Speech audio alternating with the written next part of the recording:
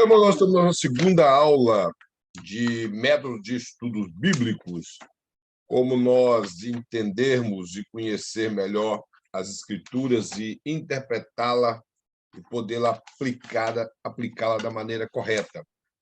Então, é sobre essa disciplina que nós estaremos falando, o percurso de 6 aulas. Eu peço desculpa aos irmãos pela semana passada, que não pude estar aqui para ministrar a nossa segunda aula. Por motivos de trabalho, eu não pude estar presente. Então, hoje estaremos na nossa segunda aula. Quem não participou da primeira aula, nós estamos na página número 4. Página de número 4, falamos a respeito de... Essa matéria era como se fosse um complemento da matéria de hermenêutica e exegese. Ela tem por base nos capacitar a pegar um todo da Bíblia para podermos interpretá-la. Como a hermenêutica ela se ocupa em interpretar texto, essa matéria ela se ocupa em nos ajudar a interpretar livros da Bíblia ou capítulos inteiros da Bíblia. E é claro que para interpretar, às vezes, até um texto, depende de todo o contexto, e o contexto de um texto que nós tiramos da Bíblia, às vezes, pode ser até o livro inteiro. Por exemplo, o livro do profeta Malaquias é quase impossível interpretá-lo se nós simplesmente pegarmos versículos isolados.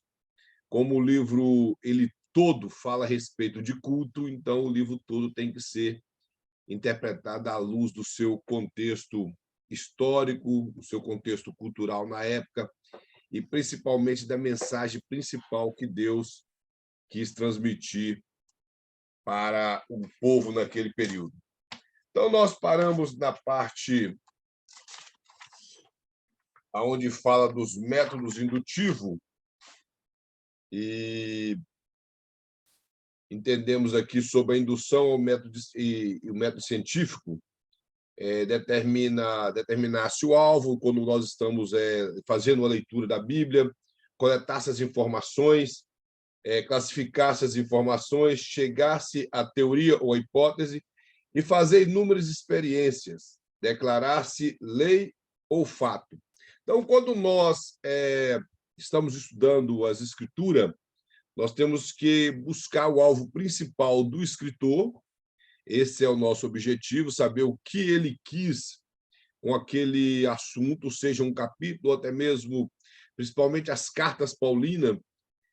Nós temos que ter muito cuidado em interpretar as cartas de Paulo, apesar de todo o cuidado que o apóstolo Paulo teve, melhor dizendo, em escrever. Se os irmãos observar as cartas de Paulo, ele sempre trata de teologia no início da carta e trata da prática no final da carta. E parece que quem separou a Bíblia em capítulos e versículos, eles tiveram uma didática muito boa de conseguir separar os capítulos que o apóstolo Paulo trata de teologia e da maneira igual. Se você observar a carta aos Romanos, o apóstolo Paulo trata de teologia do capítulo 1 ao capítulo 7, e do capítulo 8 ao capítulo 16 ele fala de prática. Na carta aos Efésios, da mesma maneira, do 1 ao 3, teologia, e do 4 ao 6, ele retrata a prática daquela teologia ensinada do 1 ao 3.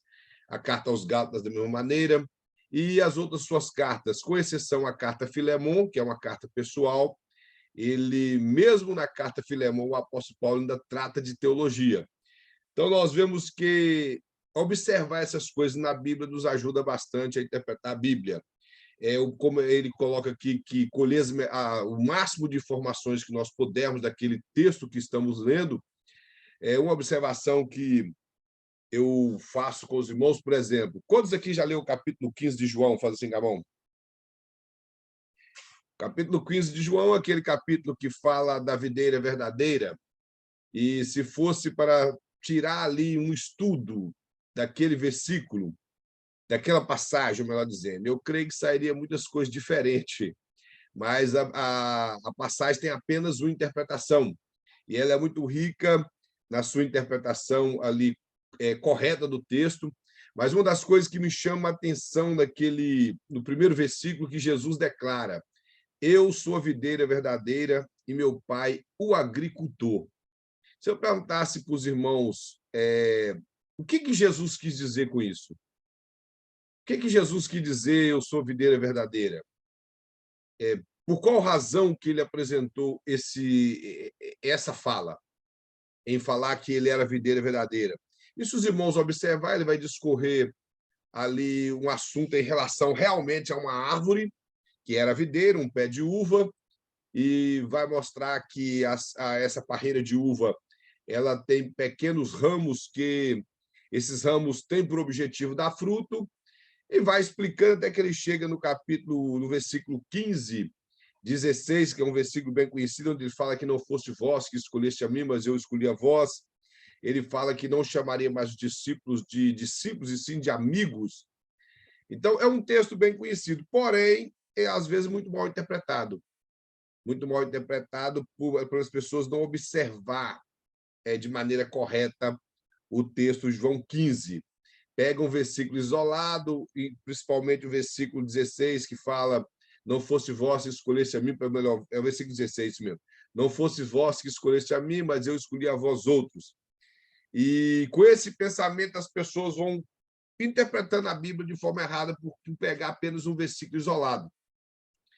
Mas quando você pega todo o texto, entende a cultura da época, entende por que Jesus disse que ele é a videira verdadeira e por que ele destacou essa parte dele ser a videira verdadeira e por que os ramos precisariam estar nele, falando para um grupo de judeus. Então, esse tipo de informação que você colher do texto, você observar essas coisas, vai ajudar a interpretar o texto. Ele fala classificar as informações, chegar à teoria ou à hipótese. Não, nós não precisamos ter preocupação de você ter alguma teoria a respeito do texto ou, de maneira hipotética, você interpretar o texto. Temos que saber que a leitura bíblica tem uma interpretação literal. O apóstolo Pedro fala que a Bíblia não é de particular interpretação. Ela tem uma interpretação literal. Porém, você pode fazer aplicações ou até mesmo, se tiver às vezes alguma dificuldade, você pode usar de forma hipotética o que o texto poderia estar dizendo. Claro que isso não pode fugir do contexto que nós estamos utilizando o texto. Então, ele fala também fazer inúmeras experiências e declarar se é fato ou se é lei. Nós temos que saber observar de que o texto está falando. Se é algo que está relacionado a uma lei ou se é simplesmente um fato falado. Por exemplo, uma das coisas que eu não tenho nada contra, irmão calvinista, que eu costumo dizer que o maior número de literaturas que eu tenho, de livros, são de calvinistas. Eu sou arminiano, mas eu tenho literatura de calvinista, porque são boas. Os calvinistas costumam pegar Romanos 10, que é apenas uma declaração de Paulo, quando ele diz que aqueles a quem ele chamou, ele também escolheu, aqueles que ele escolheu, ele elegeu. E com esse texto, aqueles que predestinou, ele também escolheu, aqueles que escolheu, ele elegeu, que é só uma fala de Paulo. Ele não está ministrando uma doutrina, ele não está ministrando uma lei naquele momento, ele está simplesmente declarando o que Deus fez com as pessoas que estavam servindo a ele na igreja de Roma. E com esse versículo, melhor dizendo, eles espalham a doutrina da predestinação, simplesmente porque existe a palavra predestinação lá, que aqueles a quem Deus chamou, ele também escolheu, aquele escolheu, ele predestinou.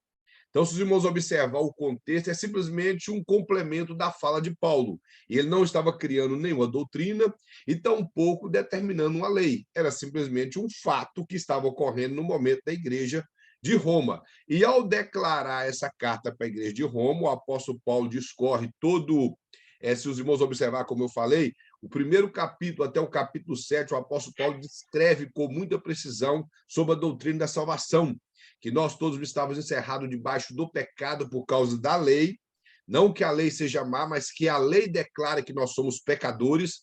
Quando nós olhamos para a lei é como um espelho, ela revela quem nós somos. É só observar a maneira correta de interpretar a lei. Por exemplo, o primeiro mandamento, não terás outro Deus diante de mim, não farás para ti mais de escultura, sendo o segundo mandamento. Às vezes nós não temos um Deus feito a mãos, como as pessoas costumam fazer para idolatrar, mas temos um Deusinho dentro de nós. Às vezes temos algo que nós gostamos demais, que nós colocamos no lugar de Deus. Então, Isso ocorre conosco que às vezes nós não percebemos. Temos carro, dinheiro, casa, filhos, que nós colocamos em primeiro lugar, isso toma o lugar de Deus. Jesus interpreta os 10 mandamentos de maneira espiritual, quando ele diz que se alguém cometer assassinato, ele era digno de ser réu do inferno, ou melhor, digno de morte. Mas ele diz que se nós tivermos ódio do nosso semelhante, nós já somos condenados ao inferno. Então, nós vemos que, olhando pela lei, a lei só declarava que nós éramos pecadores. E o apóstolo Paulo chega até a dizer que ele só sabe que cobiçar é pecado porque a lei diz não cobiçarás. Então, a lei declara que nós somos pecadores. E se os irmãos observar, de todos os pecados que os 10 mandamentos mostram, ele mostra esse pecado de foro íntimo, que ninguém, não tem como eu saber se alguém está cobiçando algo de alguém ou não, mulher, carro, casa, dinheiro. Nós não temos condições de olhar para alguém e saber, ele está cobiçando o carro da pessoa, ele está cobiçando a casa dela, mas Deus sabe de todas essas coisas. Por isso o apóstolo Paulo disse, eu sei que cobiçar é pecado, porque a lei diz não cobiçarás. Então, o apóstolo Paulo declara com muita precisão sobre toda a humanidade estava encerrado debaixo do pecado. E quando do capítulo 8 a seguir, que ele vai mostrando que não há mais condenação para os que estão em Cristo, e ele discorre todo o capítulo 8, mostrando a liberdade que nós tivemos pelo Espírito Santo, capítulo 9, e no capítulo 10 ele faz essa declaração, que a quem Deus chamou, ele também predestinou. Isso é uma declaração e não uma doutrina. Os irmãos podem observar o texto, eu não estou forçando a interpretação, simplesmente nós temos que saber quando está sendo aplicada uma lei, quando está tendo uma doutrina e quando simplesmente é uma declaração no texto para complementar o argumento do escritor. O pastor coloca aqui sobre a observação. Ele diz que a definição de observação é dar atenção completa ao que está vendo. Então, ou seja, quando estamos estudando a Bíblia, temos que dedicar a nossa atenção completa à leitura da palavra, ou ao texto que estamos utilizando. Ele fala, está alerta e concentrado naquilo que está vendo. Então, irmãos, estudar a Bíblia nós não podemos estudar de qualquer maneira. Eu sei que às vezes estamos cansados, eu acredito que muitos aqui isso já aconteceu comigo. A primeira coisa que eu faço do trabalho quando eu chego é estudar a Bíblia. Aí eu divido o livro em alguns capítulos que eu quero ler. Quando eu vejo que está um pouco difícil, eu vou e tomo um banho e volto e continuo estudando. Porque às vezes a gente chega a dar umas pescadas, o olho cansa, a mente, às vezes você está lendo um negócio, sua mente vai para o outro lado. Então, nós temos que parar e voltar a mente para o lugar certo. Tem pessoas que têm capacidade muito grande de manter a atenção naquilo que está lendo, tem pessoas que têm déficit de atenção, sabemos que tem remédio para quem tem déficit de atenção e pode tomar, se tem condição de consultar aqui na América, adquirir o remédio, que é o Adderall, e fazer o uso dele, vai ter uma boa atenção na leitura. Porém, o que nós temos que fazer é ter uma atenção redobrada naquilo que estamos lendo, para não passarmos por cima de versículo, inventar versículo bíblico, emendar versículo no outro e fazer esse tipo de coisa que tem acontecido muito nos últimos dias, pela falta de atenção. Eu falei já há alguns anos atrás que uma vez eu fiquei muito surpreso com um versículo que uma pessoa, na verdade, o que ele fez com o versículo, que ele não citou o versículo. Ele disse que o versículo estava em tal lugar, e quando eu olhei, até hoje eu fico tentando entender como ele conseguiu fazer aquilo. Ele estava dando uma palavra e, de repente, ele estava falando a respeito do cuidado de Deus conosco. E que, às vezes, nós passamos dificuldade. E ele foi e falou assim, é igual está escrito em Isaías 40, versículo 3, vós clamai no deserto. E lá não está escrito isso, não está escrito voz do que clama no deserto. E eu fiquei preocupado, como que ele conseguiu fazer isso que ele fez com o texto. Lá está escrito, voz do que clama no deserto, e ele disse, vós clamai no deserto. Os irmãos estão compreendendo? Então, eu não sei se ele leu isso na Bíblia, se ele pegou esse versículo, e, na verdade, ele deve ter lido, porque para ele citar dessa forma, eu não sei como que ele conseguiu ler esse versículo assim. Então, nós temos que tomar muito cuidado quando estamos lendo a Bíblia, para não ficarmos com a mente pesada e ler de forma errada. Aí o pastor coloca: o propósito é fazer com que o estudante fique permeando com o conteúdo para a passagem. Ou seja, o propósito é fazer com que nós, que estamos estudando a palavra do Senhor, venhamos a trabalhar nela da maneira que podemos absorver o melhor. Venhamos a estar dentro da passagem, não perdemos a passagem. Aí coloca: a observação não demanda. Vontade, deixar a preguiça de lado. Isso aqui é uma coisa interessante, porque se tem uma coisa que todo mundo consegue arrumar é a desculpa de não ter tempo para estudar a Bíblia. Eu não tenho tempo para estudar a Bíblia, eu não tenho tempo para estudar teologia, eu não tenho tempo para ler um livro. E quando você olha nas redes sociais, ele está online em todas, mas ele não tem tempo para poder estudar a Bíblia. E o pouco de tempo que às vezes tem, quando chega em casa, pega no telefone ou no computador e se ocupa com mídias sociais. Não quero ser radical com isso. As mídias sociais elas são muito boas para as pessoas que servem, principalmente que servem ao Senhor, se quer anunciar a palavra de Deus, se quer ajudar pessoas através da palavra do Senhor. Porém, uma das coisas que tem acontecido demais, irmãos, que as mídias sociais têm sido distração na vida de muitos crentes.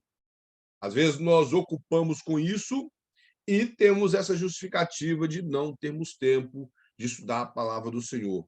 E isso eu estou dizendo que eu já ouvi isso demais. Eu não tenho tempo, eu não tenho tempo, eu não tenho tempo. E principalmente que na América, como eu já falei, todo mundo aqui trabalha, todo mundo trabalha, e boa parte dos irmãos e das irmãs trabalham pesados, trabalham bastante.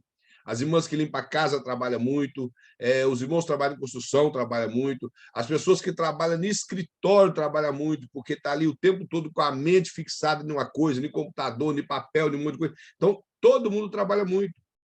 E se nós não organizarmos o nosso tempo para estudar a palavra do Senhor, deixando a preguiça de lado, nunca vamos conseguir estudar a Bíblia. Ele fala: precisam ver o que realmente está no texto. Como eu já falei, não inventar. Observar o que realmente está no texto, como eu já falei, irmão. Nós podemos dar aplicação na Bíblia, aplicação no texto para nós ou até mesmo para a igreja. Mas nós não podemos nunca perder o literal do texto, a interpretação literal do texto. E muita gente aplica muito antes de ler o texto. Esse é o problema. Porque o que é ensinar a Bíblia ou o que é pregar? Texto, interpretação e aplicação. Isso é pregar ou ensinar a Bíblia. Nós não podemos já ir direto na aplicação, temos que interpretar primeiro. E como eu falei uma certa vez na aula de... Eu lembro que eu falei isso na aula de livros poéticos, quando nós abordamos a respeito do livro de Cantares, a dificuldade que as pessoas têm, cristã, de entender que aquilo é um livro escrito de um homem para uma mulher, que é um livro de amor. Ah, mas não concordo, está na Bíblia. Está na Bíblia, porque amor é importante, de homem para com mulher, para Deus. Isso é importante. Deus deixou lá para que os homens e as mulheres valorizam o que Deus ensinou lá. Tem pessoas que vão imaginar que isso vai tirar a santidade de Deus, porque ele colocou um livro na Bíblia que fala de amor. Isso não tira a santidade de Deus. E, como eu disse, no início, os pais da igreja sempre interpretaram o livro de Cantares de forma alegórica. Orígenes, ele escreveu um livro grosso a respeito de Cantares de Salomão, todo de forma alegórica, de Cristo com a igreja. Ali não tem Cristo com a igreja, ele tem Salomão com a Sulamita e acabou. Quer pregar e aplicar o texto depois para a igreja e para Cristo? Perfeito, mas nunca deixe de entender que o texto é literal. Por exemplo, em Cantares 6:10 fala: quem é esta que sobe como o sol, como uma... Deixa eu pegar o texto aqui que fica melhor. Cantares 6:10.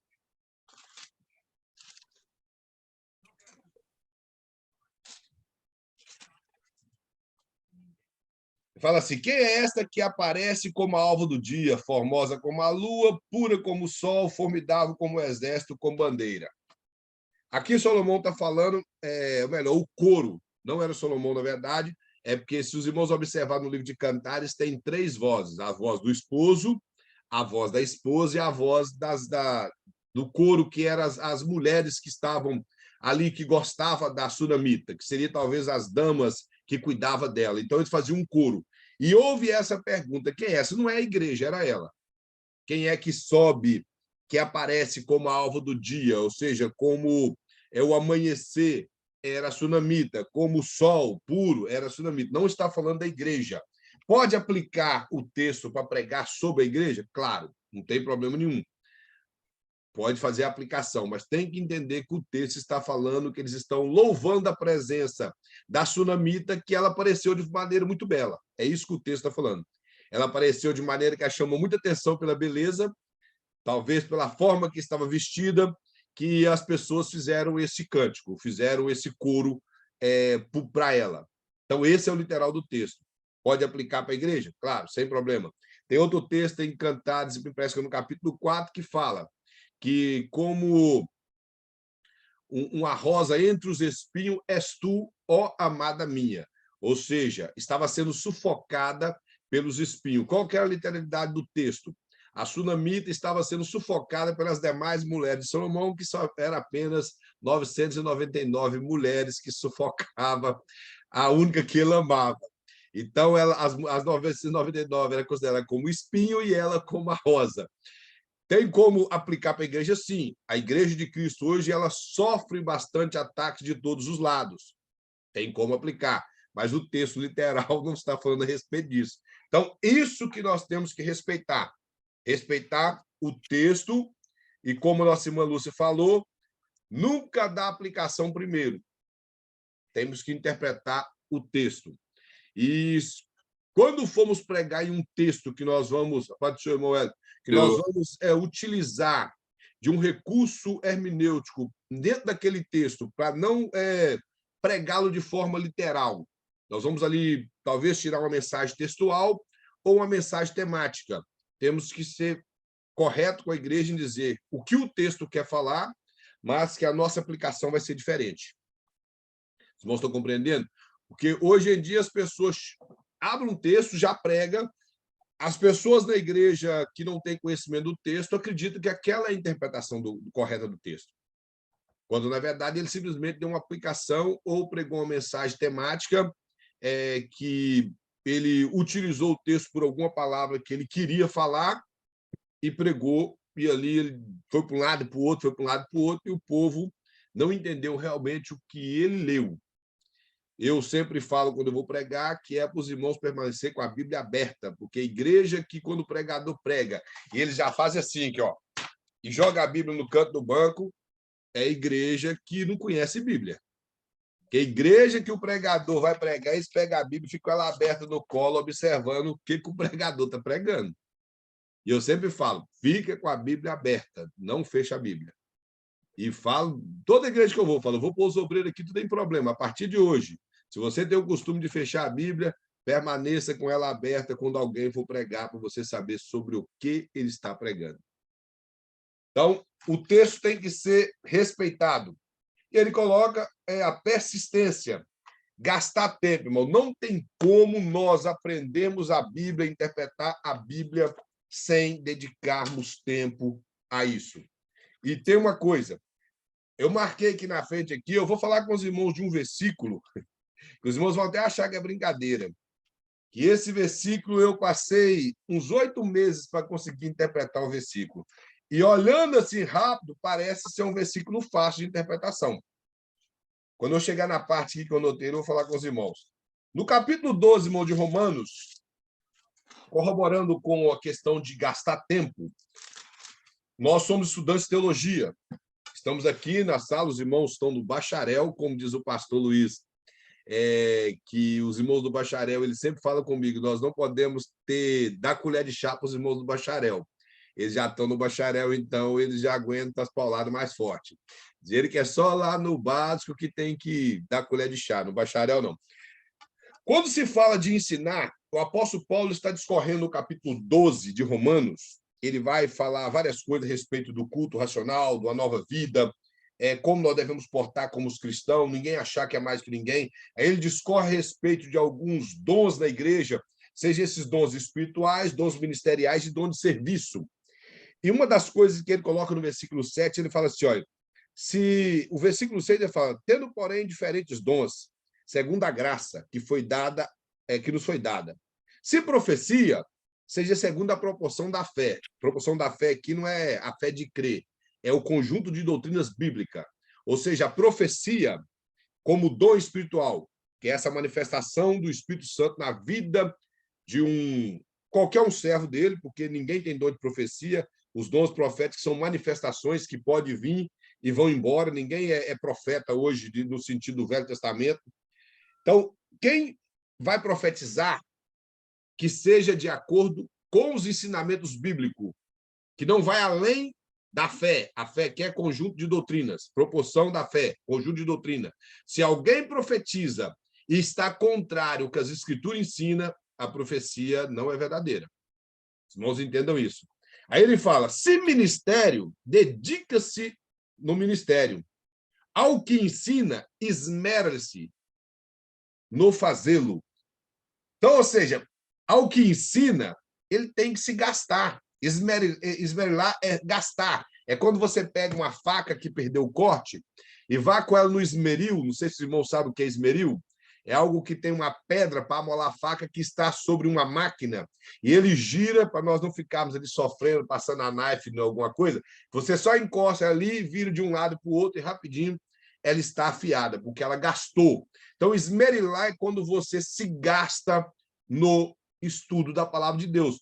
Porque, do contrário, vamos ensinar o quê? Se nós não estudamos. Se nós não estudarmos, não temos como ensinar. Então, o pastor coloca aqui, ser persistente, gastar tempo. O apóstolo Paulo nos ajuda nisso, dizendo que quem quer ensinar, que gaste tempo em fazê-lo. Em fazê-lo é estudar primeiro, para que depois ele ensina para o povo. Não tem como nós queremos ensinar algo para alguém se nós não aprendermos. Não tem como querer levar o povo a estudar a Bíblia se nós não estudamos. Os irmãos podem observar, um pastor que não estuda a Bíblia, ele tem uma igreja que não gosta e nunca vai estudar a Bíblia. Eu sei que existem pastores bons de Bíblia que as igrejas dele, e muitas pessoas da igreja não têm interesse em estudar a Bíblia. Mas o que eu estou dizendo é, pastor que não conhece Bíblia, não tem interesse, ele não esforça, ele não pede o povo para estudar. As igrejas, a maioria das igrejas não tem estudo bíblico, então não tem escola bíblica, eles não interessam com isso. É culto, é só culto, culto de movimento, culto de revelação, culto de poder. Tem nada contra isso, irmão. Gosto de revelação, gosto de poder. O movimento do Espírito Santo é bom demais, mas tudo dentro de uma ordem de decência, nada com exagero e acima de tudo. Eu acredito que isso só acontece quando a Bíblia é pregada. Eu não acredito, irmãos, em avivamento local na igreja, despertar espiritual sem Bíblia. A Bíblia ela tem que ser ensinada para haver um despertamento espiritual, para haver um avivamento, que é a mesma coisa que despertamento, para haver manifestação de dons espirituais. A Bíblia tem que ser ensinada na igreja. A Bíblia tem que ser ensinada. Se os irmãos observar, o apóstolo Paulo, quando ele ensina a respeito dos dons, na igreja de Corinto só existia profecia e língua. Aí o apóstolo Paulo vai mostrar que existe mais 7 dons além daqueles 2, que eles acreditavam, só profecia e língua. Hoje a nossa igreja não aprendeu, não. As igrejas pentecostais só têm língua e profecia. Não sei se os irmãos já observou isso. Lá não levanta um que tem o dom de discernir os espíritos, para chegar e mostrar que nem tudo que está manifestando é de Deus, seja da pregação, seja de dons espirituais, supostos dons espirituais, até às vezes no louvor. As pessoas não buscam. Parece que a vontade de mostrar, de se mostrar com a questão de dons é muito grande no meio do povo. É o que estava acontecendo na igreja de Coríntios. Está repetindo a mesma coisa nos dias de hoje. E nós não estamos observando isso. Vou repetir, meus irmãos, sou pentecostal, sou assembleiano, raiz, da velha guarda, acredito nos dons espirituais, gosto dos dons espirituais, mas o que determina uma igreja sã na presença do Espírito Santo é a palavra de Deus. Por isso que o texto que foi ali diz que não pode ser além da fé, tem que ser de proporção com a fé, que é o conjunto de doutrinas bíblicas. E o tempo que nós temos que dedicar às Escrituras é o máximo que nós podemos. Não podemos dar menos do que isso. Eu sei, como eu já disse, que a vida é muito corrida, principalmente aqui na América, mas nós temos tempo, sim, para poder estudar a palavra do Senhor. E se nós queremos ser bons mestres, bons ensinadores, bons pregadores, temos que esmerilar no estudo da palavra do Senhor. O quarto ponto, o pastor coloca, como começar a observação. Ele diz, começamos a observar lendo a passagem várias vezes. Tem passagem na Bíblia que nós temos facilidade de entender, mas tem passagem na Bíblia que não. Tem passagem na Bíblia que a gente tem que ler, reler e ler várias vezes para conseguir entender. Por exemplo, você pega o livro de Reis ou o livro de Samuel, ele é história. Se você observar, ler com cautela, você vai compreender a história. Talvez você vai ter dificuldade com algumas medidas, com alguns pesos, com alguns nomes que vai estar ali, que são simplesmente nomes, às vezes, de fonte, de cidade, nome, talvez, de uma terra, de uma montanha. Então, vai ter, às vezes, uma dificuldade com a geografia. Mas, se você observar, você vai conseguir entender o texto, porque ele é história. Já as cartas de Paulo, ou as profecias, ela requer mais tempo. Nós não podemos pegar uma profecia de Isaías e lê-la de qualquer maneira. Temos que pegar, observar, reler se não entendemos, ocupar tempo com a profecia. As cartas de Paulo, principalmente, tem muitas coisas que Paulo escreve que fica claro, mas tem coisa que ele escreve que é difícil de entender.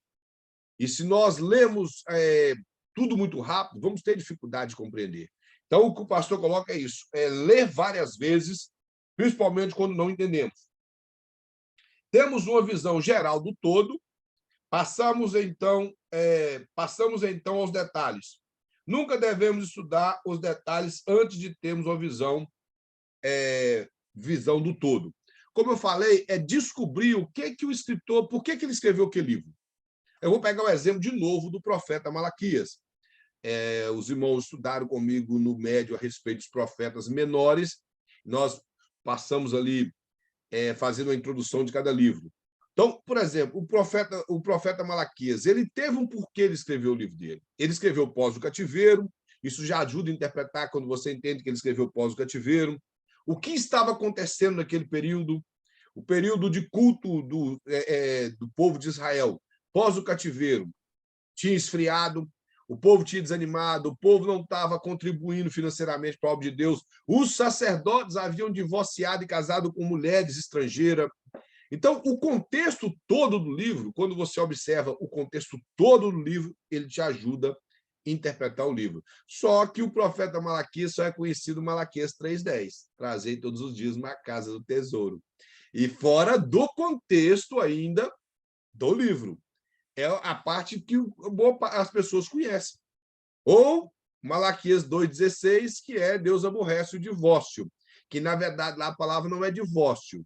Lá a palavra seria Deus aborrece o repúdio, que os irmãos, eu creio que os irmãos têm ciência disso, que repúdio e divórcio é duas coisas completamente diferentes. Então, quando nós observamos o livro do profeta Malaquias, que tudo isso faz parte do culto, contribuir, a vida santa do sacerdote, as pessoas não trazer o pior para Deus e trazer o melhor para Deus, vamos conseguir interpretar o livro do profeta Malaquias. Entendendo também a história da época, né? Porque isso aí é um problema que às vezes interpreta o texto, mas esquece de voltar lá e entender o que é a história, né? Porque sem a história você se perde, entendeu? Como eu falei, tem que localizar a época que o escritor escreveu. Por exemplo, o profeta Abacuque. O profeta Abacuque, ele é conhecido como Aviva, Senhor, a tua obra, no meio dos anos, a notifica. Ou então, os últimos versículos do capítulo 3, versículos 17, 18 e 19, onde fala que ainda que a figueira minta, ainda que não haja ovelha no curral, que já virou até hino. Então, esses versículos são conhecidos do profeta Abacuque, mas saber qual foi o período que o profeta Abacuque escreveu, por que ele escreveu, qual foi o sentimento do profeta Abacuque. Não sei se os irmãos já observou, o profeta Abacuque, o sentimento dele vai do zero lá em cima de uma vez, até que ele consegue compreender por que Deus estava fazendo aquilo. Então, ele oscila muito no seu sentimento, ele tem dificuldade de compreender o que Deus estava fazendo. Tudo isso quando nós observamos no texto, temos condições melhores de interpretar o texto. E o livro do profeta Abacuque também, não tem como interpretar o livro do profeta Abacuque sem ler todo o texto. É impossível, porque se os irmãos observar, o profeta Abacuque, ele não é um profeta que diz assim, diz o Senhor. Ele é um profeta que ele está questionando coisas para Deus. Ele tem um problema com Deus de não entender aquelas coisas que estavam acontecendo, e a preocupação dele é perguntar a Deus o que estava acontecendo. E quando ele pergunta e Deus dá a resposta, aí que ele não entende nada mesmo. Aí ele questiona por que Deus ia usar uma nação ímpia, pior do que a nação de Israel, para punir o povo de Israel. Quando ele entra na presença de Deus, em oração, ele começa a compreender o que Deus tinha para o povo de Israel. A ponto de fazer uma declaração das mais lindas do seu livro, quando ele fala: e nós não morreremos, que na verdade ele quis dizer que eles iriam para o cativeiro, mas eles não seriam destruídos. E se os irmãos veem, principalmente o profeta Daniel, ele entrou na Babilônia adolescente, a Babilônia acabou, o rei da Babilônia morreu, todos os reis da Babilônia, e ele permaneceu vivo no Império Medo-Persa. Ele chegou até o Império Medo-Persa com vida. Todos os homens que estavam ali, que pertenciam ao governo da Babilônia, morreram, com exceção de Daniel. Então, nós vemos que a profecia de Abacuque cumpriu na vida de Daniel, que ele não foi destruído, e tampouco o povo de Israel foi destruído ali. Muitas pessoas que entrou no cativeiro babilônico, quando você vê o livro de Esdras, você vê que eles voltaram. Que diz a Bíblia que, ao ver o alicerce do templo construído, diz a Bíblia que os mais velhos que viram o primeiro templo, que era de Salomão, choraram. Se eles viram o primeiro templo de Salomão, é porque eles foram e voltaram com vida do cativeiro babilônico. Então, eles foram e voltaram com vida. Isso implica que Deus guardou muitas pessoas que entrou na Babilônia. Voltaram, mesmo que muito velho, mas voltaram com vida da Babilônia. Então, irmãos, temos que ver o todo para depois observar os detalhes do texto. Um outro livro também, irmãos, que me chama muita atenção na Bíblia, é o livro do profeta Joel. O livro do profeta Joel não é tão difícil de interpretar, mas nós temos uma dificuldade de localizar o livro do profeta Joel. Porque, se os irmãos prestarem atenção, o livro do profeta Isaías, Jeremias, quase todos os profetas, eles mostram o rei que estava no trono, ou o reino que ele profetizou, se era o reino norte ou o reino sul. Já o profeta Joel não mostra quem estava no trono, não mostra em que reino ele profetizou. Então, nós temos uma certa dificuldade de localizar a história que Joel está contando. Mas é unânime com 90% mais ou menos dos estudiosos bíblicos, acredita que ele profetizou no período do sacerdote Joiada, que o sacerdote Joiada é muito citado no livro, e o rei que ocupava o trono, por ser o rei Joás, que ele tinha apenas 8 anos de idade, então se entende que ele profetizou no Reino Sul, nesse período do sacerdote Joiada com o rei Joás no trono. Isso é apenas, como falei no início, uma hipótese, nós não temos certeza. Há um número muito grande de pessoas que defendem essa interpretação, mas o texto em si cala. É errado da interpretação? Não, mas é claro que tem que ser cauteloso ao dizer pode ser nesse período, e nunca fechar a questão, esse é o período. Então, mas o livro do profeta Joel, ele é muito fácil de interpretação.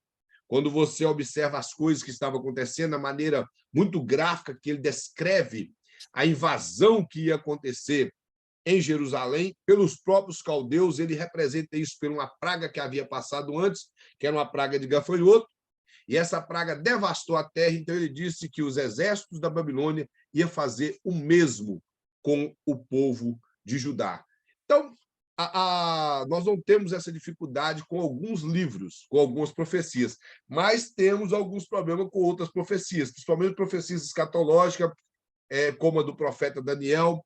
Se nós não conhecemos da história, porque boa parte das coisas que Daniel profetizou ou teve visões, se cumpriu no período antes de Cristo, no período chamado intertestamentário ou interbíblico.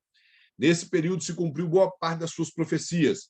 Mas como as suas profecias têm dupla referência, no capítulo 11, no capítulo 7, e no capítulo 2, essas profecias podem ser aplicadas a um futuro que nós não sabemos a que distância ele está de nós, que é a manifestação do anticristo e a igreja de Cristo indo para o céu.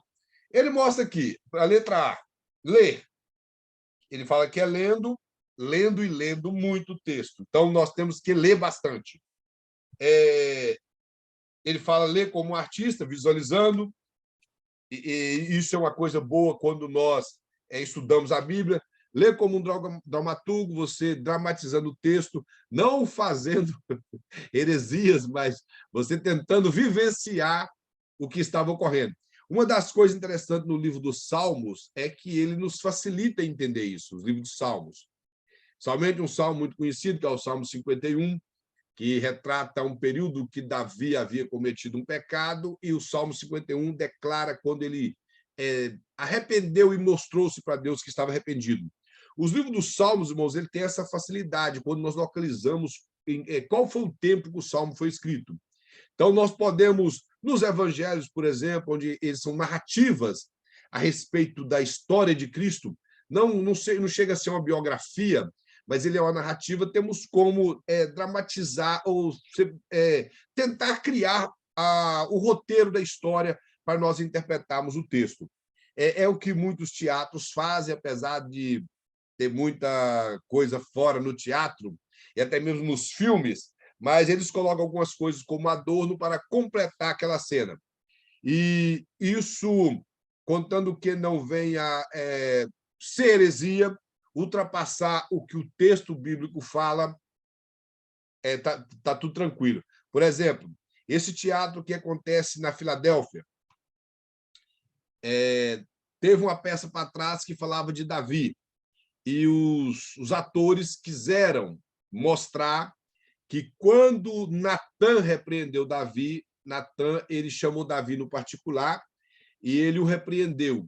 E dando a margem para essa teologia de hoje, que se as pessoas escandalizam a obra de Deus, simplesmente tem que passar a mão na cabeça deles, que não há necessidade de ele passar por disciplina, porque disciplina, irmãos, é algo que restaura a pessoa. Não estou falando de disciplina para matar ninguém, não. Uma disciplina que acompanha a pessoa e restaura ela, não interessa o pecado que ela cometeu. Mas o pensamento, que inclusive um pastor veio questionar isso comigo, que quando Davi pecou, Natan não contou para ninguém. Eu falei assim, isso está errado. Falei, primeiro que Natan era profeta e conhecia a lei de Moisés. A lei de Moisés deixa muito claro que não se pode acusar ninguém de nada sem testemunha. Outra, nós temos que entender, irmão, por exemplo, quando a Bíblia fala Elias foi em tal lugar, Elias não andava sozinho. O escritor do livro de Reis cita Elias, que ele é o ator principal, a pessoa principal. O ator, porque eu fiquei com o pensamento no teatro. Ele é a pessoa principal do texto. Da mesma forma, Eliseu. E outros personagens bíblicos. Por exemplo, a Bíblia fala que Abraão saiu de Ur dos Caldeus com Sara, Ló e seu pai. Só que quando você observa o texto, lá em Gênesis 19, ele saiu com um monte de gente da terra dele. Não saiu só ele, o pai dele, e a mulher e o sobrinho. Vocês vão estar entendendo? Só que o texto, o escritor, focou nas pessoas principais. Então, nós temos que entender que Natan não ia conversar com Davi sozinho. Primeiro, que a lei mandava levar testemunho. Segundo, se eu e você sabe que Davi cometeu adultério, como que Natan conversou com ele sozinho, irmãos? Se nós sabemos hoje, depois de mais de 3.000 anos, 3.000 anos depois, implica que ele foi repreendido. Porque se você observar o texto, Davi ele cometeu um pecado e estava enganando as pessoas.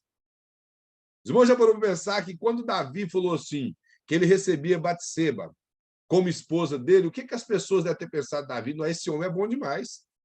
Porque o marido da mulher morreu na guerra e ele não vai deixar a mulher desamparada. Ainda morreu grávida, pensando que a gravidez era de Urias.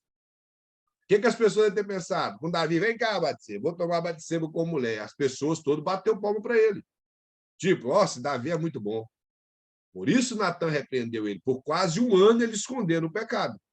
Então o teatro quis transparecer isso, mas biblicamente não. Se eu sei que Davi cometeu um adultério, é porque tinha pessoas do lado e talvez principalmente o que escreveu o livro. E nós não sabemos quem escreveu o livro de Samuel, que não foi o profeta Samuel. Então, Foi Joel, hã? foi o profeta Joel. Que escreveu o livro de Samuel? É, falando. O Vou falar profeta para você Joel? Mas o agora. profeta Joel viveu muito tempo depois de Samuel. Natan, foi o profeta, Rolando. O profeta Natan foi feito. Alguns sugerem que foi Natan, mas nós não sabemos ao certo se foi Natan, se foi o profeta Ido, que nós nem sabemos quem é também. Há várias suposições. Quem escreveu o livro de Reis. Alguns fecham a questão que quem escreveu o livro de Crônicas foi Esdras, talvez sim, mas nós não podemos dizer que sim, porque lá não tem nome. Mas o livro de Samuel, o livro de Reis, o livro de Crônicas, biblicamente são anônimos. O livro de Ruth é anônimo, nós não sabemos quem escreveu. Tem pessoas que se preocupam tanto com a carta aos Hebreus, com esse tanto de livro no Velho Testamento, que nós não sabemos quem escreveu.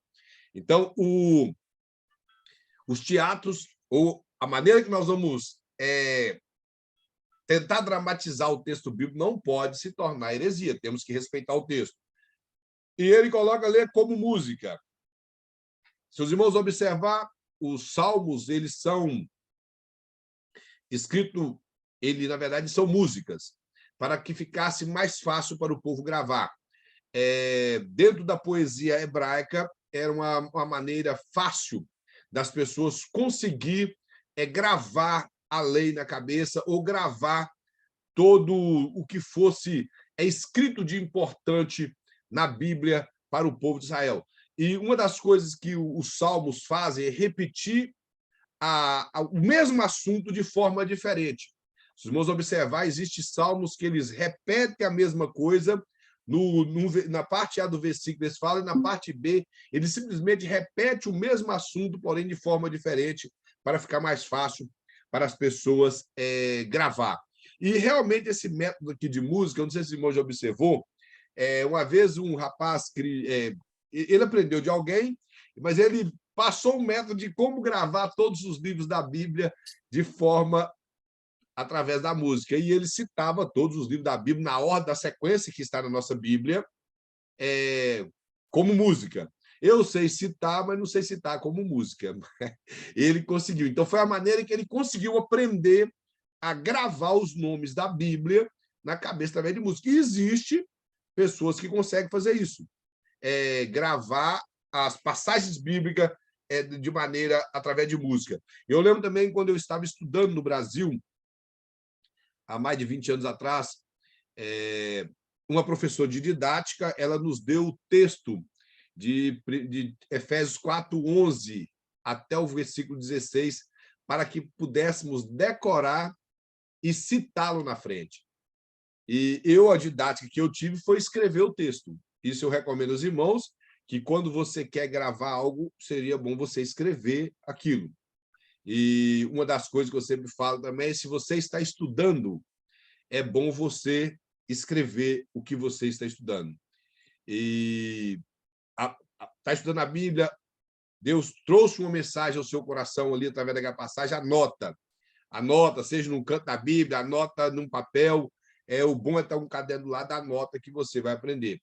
Então, alguns alunos utilizou o método da música para poder gravar a passagem de Efésios 4, de 11 a 16. Conseguiram citar cantando. A professora não havia dito qual seria a maneira, e as pessoas fizeram assim e adquiriram a sua nota. Então, através da música, conforme o pastor coloca aqui, também é uma forma boa de nós conseguirmos meditar e gravar o conteúdo da Bíblia. Ele coloca, quando se quiser fazer um estudo sério da Bíblia, como e por onde devo começar? Seria uma pergunta. A ordem deve ser esta. O pastor coloca aqui uma ordem mais ou menos. Ter uma visão geral do todo da Bíblia. Essa questão de ter uma visão geral do todo da Bíblia, isso é muito importante. Mas tem assunto que você vai abordar na Bíblia que seria temático. Então, você pode discorrer só dentro dos livros que falam do assunto. Mas, para isso, requer um conhecimento da Bíblia, porque nós não podemos viver de concordância bíblica. Os irmãos já viram esse livro, que é a Concordância Bíblica, e existe, por exemplo, na Bíblia Thompson, que para mim é uma das melhores, para mim é a melhor Bíblia de estudo que existe. Ela tem uma concordância Foi muito meu rica. professor de teologia, a Bíblia É, Thompson. ela tem uma concordância muito rica no final. Então, ajuda muito? Ajuda, mas nós não podemos viver só de concordância. Por exemplo, eu quero falar de santidade, aí vamos pegar todos os versículos que falam de santidade na Bíblia Thompson. Nós temos que olhar o contexto, por isso que seria bom estudar a Bíblia. Eu não vou falar o nome, mas uma vez eu ouvi um professor dizendo que não há necessidade de estudar a Bíblia de forma cronológica, que você deve estudar a Bíblia de forma temática. Irmãos, quem estuda a Bíblia de forma temática, ele só vai aprender aquilo que ele Só o tem como tema. tema. Só aquilo que ele tem como tema. Nós Ele temos que estudar a Bíblia de forma cronológica. Pegar a Bíblia, eu sempre recomendo pegar a Bíblia de Mateus, Apocalipse, depois, principalmente para quem nunca leu, e depois começar de Gênesis até Malaquias. Ler 1, 2, 10, 20 vezes. Se quem conseguir ler 200 vezes, como fez George Miller, maravilha. E dessas 200, ele leu 50 vezes de joelhos. Eu confesso, irmãos, que eu nunca li a Bíblia, nem um livro da Bíblia de joelho todo. Ele leu 50 vezes de joelho. Então, e ele ainda dizia que não conhecia nada. E temos que estudar a Bíblia toda, não ficar só com o tema, ou pega um livro, começa, larga, pega outro. Desse jeito, não aprende Bíblia. Não aprende. Tem pessoas que começam a ler o Evangelho de Mateus, depois aí não termina ele, vai lá para o Velho Testamento, pega um livro lá e lê. Aí pega um livro pequeno e lê, não entende nada, porque pegou um livro pequeno por querer enrolar. Eu não consigo, se eu pegar um livro, eu tenho que acabar com ele todinho, enquanto Eu eu não também tenho. termino Então, ele. eu gosto de ler dessa maneira. Pega a Bíblia na sua forma cronológica, que, na verdade, a nossa Bíblia não está na forma cronológica, está na forma lógica. Mas eu pego a Bíblia na forma lógica, que ela está, e leio ela toda. O certo seria isso. Assim você aprende. Ah, mas eu já li a Bíblia toda 2 vezes, não aprendi. Irmão, já li a Bíblia toda 15 vezes e não aprendi. Estou aprendendo. Então, então, é assim que aprende. Lê 1, 2, 10. Sempre tem coisa para a gente aprender. Sempre tem coisa para aprender. Então, não pode desistir. Então, para ter uma visão geral do todo da Bíblia, tem que estudar a Bíblia toda. Esquecer essa história de tema. Tema é quando você vai dar estudo, quando você vai pregar.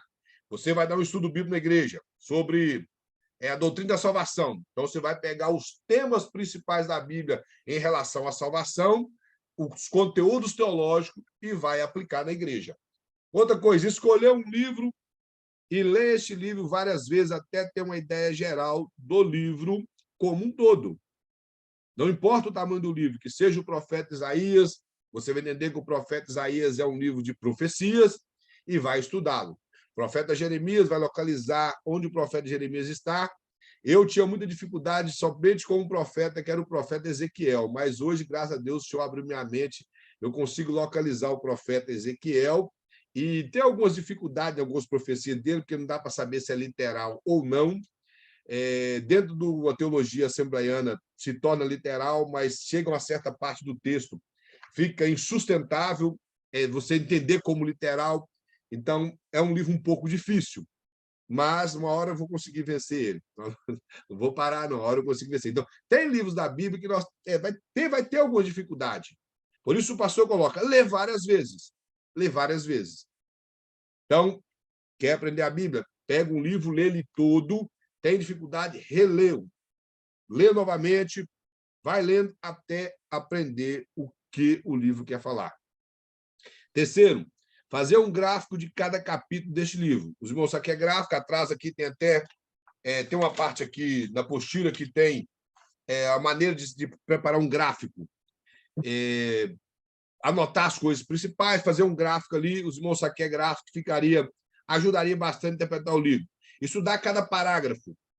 Eu não sei se os irmãos conseguem identificar na Bíblia os parágrafos. Os irmãos conseguem identificar na sua Bíblia o parágrafo?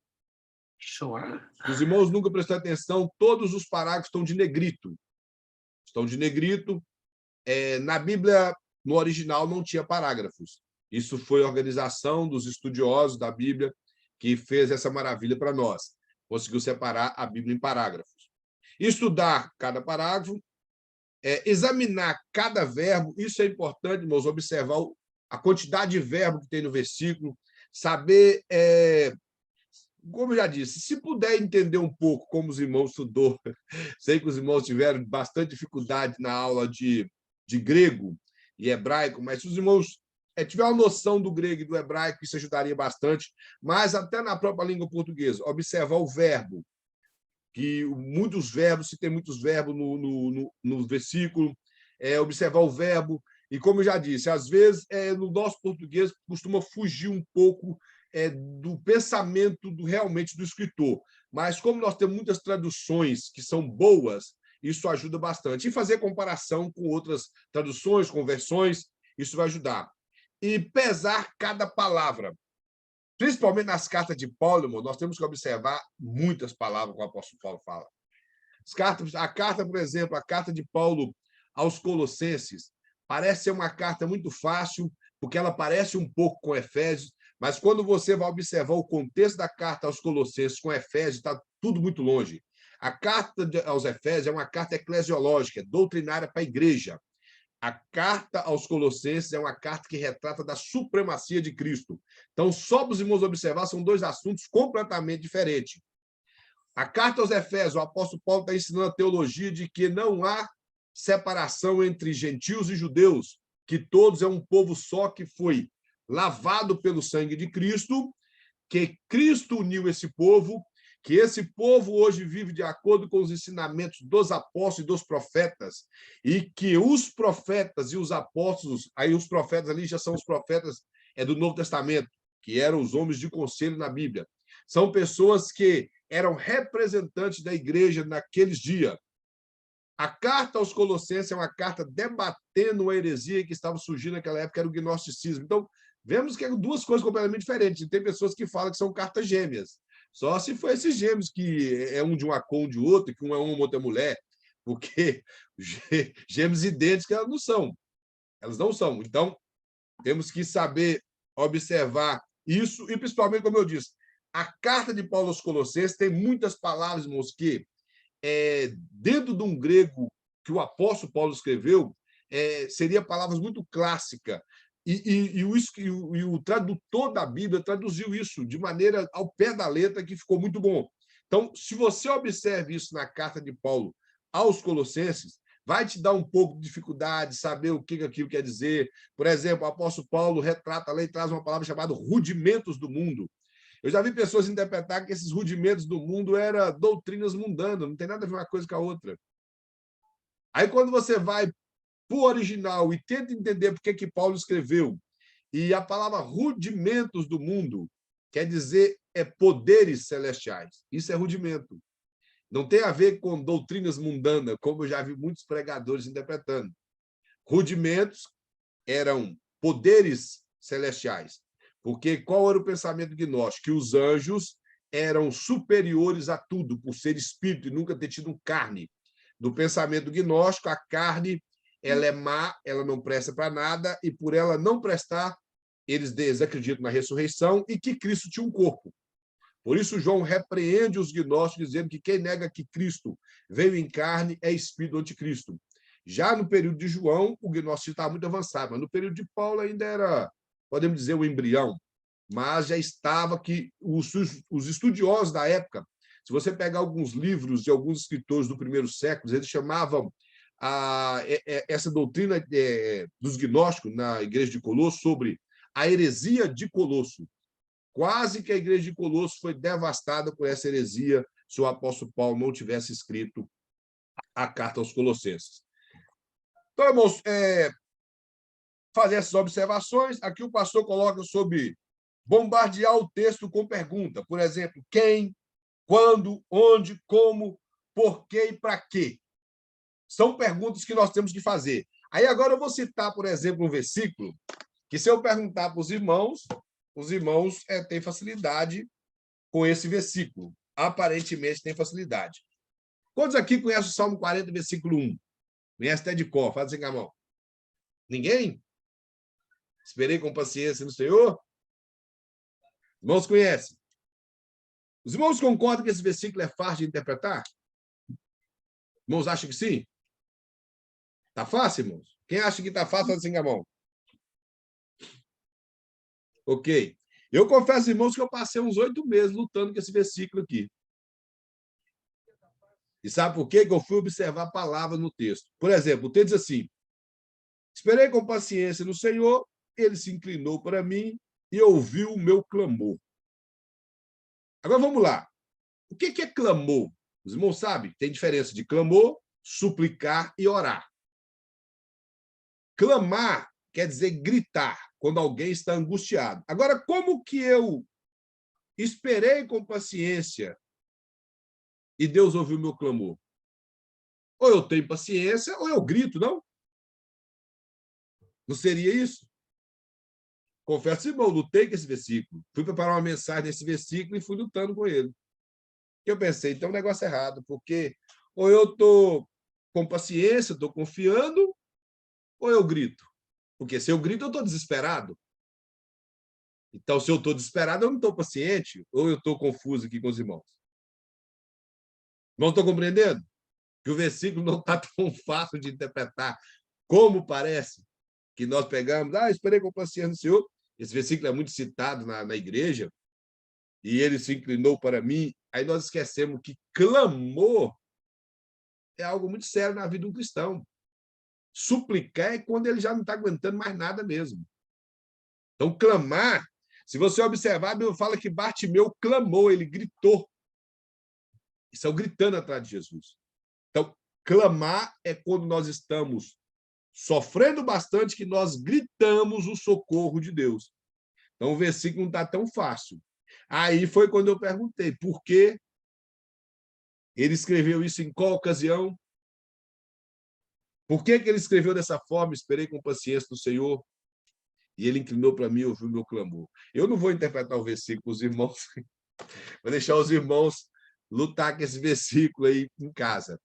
Então, não parece, olhando assim, parece ser fácil, mas não estava tão fácil de entender quando você observa as palavras, igual o pastor colocou. Observar a palavra, fazer pergunta. Então, esperei com paciência no Senhor, ele se inclinou para mim e ouviu o meu clamor. Eu clamei, que eu gritei, então talvez a paciência não estava tanto. Mas o salmista declara que ele estava paciente e Deus ouviu o clamor. Nós temos que saber interpretar por que ele escreveu dessa forma. Então, os irmãos ficam com esse questionamento aí, por que o salmista escreveu assim. A letra D. Devemos estar alerta para quatro partes envolvidas no estudo bíblico. A estrutura do estudo, irmãos, tem que ser bem elaborada, a forma literária, a atmosfera e os termos. Como eu falei, a estrutura do livro, a descobrir qual é a forma literária do livro. Por exemplo, nós temos na Bíblia os contos, que são os livros de Moisés, que os judeus chamam de paraxá. São contos, ou seja, fatos descritos, um relato histórico, seria a tradução correta. Temos a estrutura do livro, todo o contexto do livro, toda a doutrina que o livro quer presenciar, a atmosfera do livro, irmãos. O livro de Salmos, eu não sei se os irmãos já repararam isso, ele traz uma gama muito grande de sentimentos. Tem tristeza, tem alegria, tem vingança no livro de Salmos. O livro de Provérbios, algumas passagens das profecias, nós conseguimos observar, às vezes, uma indignação na vida do profeta, nas passagens de Jesus. Às vezes você observa, por exemplo, a maneira triste que Jesus falou determinadas coisas. Tudo isso ajuda a interpretar o texto. E ele coloca alguns termos, observar alguns termos que está descrito no livro ou na passagem. Isso requer que a pessoa preste atenção naquilo que está estudando. E a forma literária, irmão, do livro, isso ajuda muito. Nós não interpretamos um conto ou um relato histórico, nós não interpretamos da mesma forma que nós interpretamos um livro poético. Os irmãos, eu creio que os irmãos entendem isso. Um livro poético, você interpreta ele como poesia. Tem coisas na poesia que é simplesmente palavras que ele colocou como adorno para complementar a poesia. E, às vezes, ele usou uma palavra ali que representa outra coisa. Então, nós temos que saber interpretar isso. Já em um conto, O que está escrito é o que está escrito. Nas cartas paulinas, é muito jogo de palavra na literatura chamada epístola. Porque o que era epístola? Nós chamamos de carta, mas, na verdade, a palavra é epístola omissiva, que é uma correspondência recheada de doutrinas. Então, não é simplesmente uma mera carta, é uma correspondência que compõe doutrinas. E essas doutrinas, às vezes, traz palavras que, de um versículo para outro, às vezes tem a mesma palavra e traz significado diferente. Tem um versículo em João, um versículo apenas, que ele traz a palavra, na primeira carta de João, que traz a palavra mundo 3 vezes.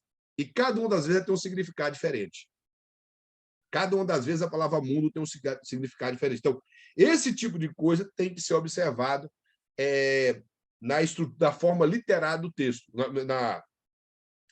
no gênero literário do texto. Nós sabemos como esse texto foi escrito, em forma de epístola, em forma de conto, em forma de poesia, de forma histórica, como já falei, os livros de Reis, o livro de Juízes, o livro de Josué, o livro de Atos dos Apóstolos. Por exemplo, o livro de Atos dos Apóstolos, ele não retrata doutrina alguma, ele é um conto histórico do nascimento da igreja, de como a igreja cresceu.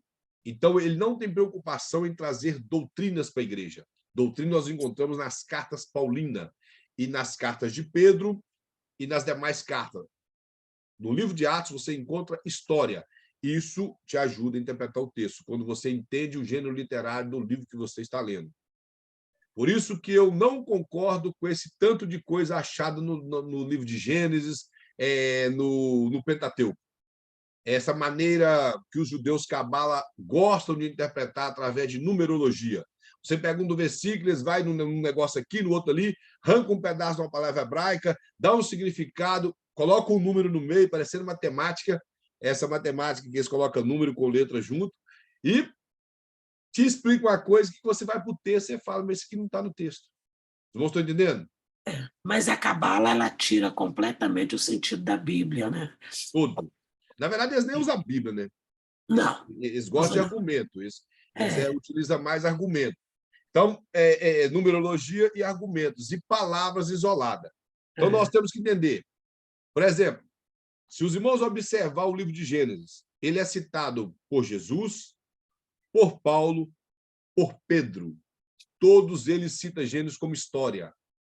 Eles não citam Gênesis como um livro obscuro, não citam Gênesis como algo que tem coisas ocultas. Ele cita o livro de Gênesis como algo histórico. Pedro cita, Jesus, o que mais citou o livro de Gênesis, citou como algo histórico. Paulo, cidadão, como um personagem histórico. Os irmãos estão compreendendo? Assim deve ser a Bíblia, porque o livro de Gênesis é um relato histórico. Então, os primeiros intérpretes da Bíblia, que foi Jesus, Paulo, Pedro, citaram como história. Não citaram como algo mirabolante demais, simplesmente como história. Então, nós temos que aprender isso. A Bíblia interpreta a própria Bíblia. Então, o gênero literário da Bíblia, se nós conseguirmos identificá-lo, já vai ajudar bastante no estudo da palavra do Senhor. Aqui, descobrindo a estrutura. Quem coloca a definição é o esqueleto da passagem, a estrutura. É aquilo que você separa como se fosse um esboço muito rápido do que você está estudando. A importância da estrutura. Ele mostra a unidade material, que seria o conteúdo, a relação entre essas unidades, que é o mesmo que estrutura. Observando as estruturas, essa parte aqui, irmão, também é interessante. Eu coloquei a maneira prática para se encontrar a estrutura. Esteja alerta procurando as relações tais como comparação. Você fazer comparação de uma passagem com a outra. O pastor colocou aqui Hebreus 5:10 e 1 Pedro. Se os irmãos observar essa passagem de 1 Pedro que está aí, ela não faz sentido nenhum, porque a Hebreus 5, de 1 a 10, está relacionado a Cristo ser superior a anjos, a sacerdotes, ao sacerdócio araônico. E de Pedro está falando das maneiras que as mulheres se portavam naquela época em usar determinadas joias, determinados tipos de roupa. Então, se os irmãos verem os textos, não tem nada a ver um com o outro. Então, não tem como fazer comparação. A comparação que você pode fazer está em Colossenses 1, versículo de 13 a 20. Da mesma forma que o escritor aos Hebreus declara que Cristo é superior ao sacerdócio araônico e aos demais personagens do Velho Testamento, como Moisés, como anjos e outros, o escritor Paulo escrevendo aos Colossenses, ele mostra que Cristo é superior a anjos, a lei, que Cristo é coigual a Deus, que Cristo é o Deus ressurreto. Então, ele mostra tudo isso e que todos esses poderes celestes estão sujeitos à autoridade de Cristo. Então, essas duas passagens te ajudam a interpretar uma e a outra, mostrando a superioridade de Cristo, tanto em Hebreus como em Colossenses. Ele mostra o contraste, seria algo oposto.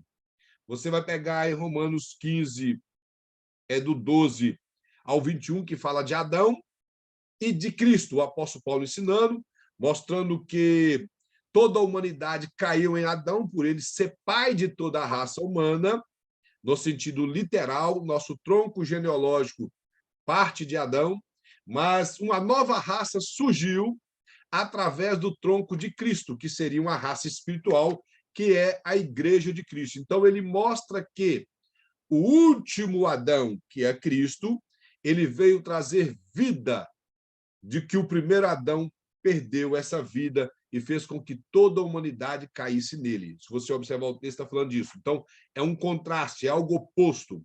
O Adão, personagem bíblico, personagem histórico, ele caiu em pecado, fazendo que toda a humanidade viesse a cometer pecados, mesmo que não fosse semelhante ao dele, mas quebramos a lei. E Cristo veio trazer vida, restaurar toda a humanidade caída. Ele mostra sobre repetições, que ele fala a associação das mesmas palavras, frases, orações, conforme 1 Coríntios capítulo 7, versículo 1, versículo 25, 8, 1 e 12, 1. Eu vou ler só para os irmãos observar a palavra que o pastor está colocando aqui. Isso ajuda a interpretar o texto também. 1 Coríntios capítulo 7. Versículo 1 fala assim: quanto ao que me escrevesse, é bom que um homem não toque mulher. O versículo 25, ele fala assim: com respeito às virgens, não tenho mandamento do Senhor. Porém, dou a minha opinião, como tendo recebido do Senhor a misericórdia de ser fiel. Que ele considera tal angústia que... Ele está mostrando aqui que o versículo 1, irmãos, não é Paulo que está aconselhando, como algumas pessoas já citou, que Paulo aconselha para o homem ficar só. Paulo não está aconselhando isso. Se os irmãos observar, ele disse: olha, quanto ao que vocês me escreveste, o que o povo escreveu? É bom que o homem não toque em mulher? É isso que o povo escreveu para Paulo.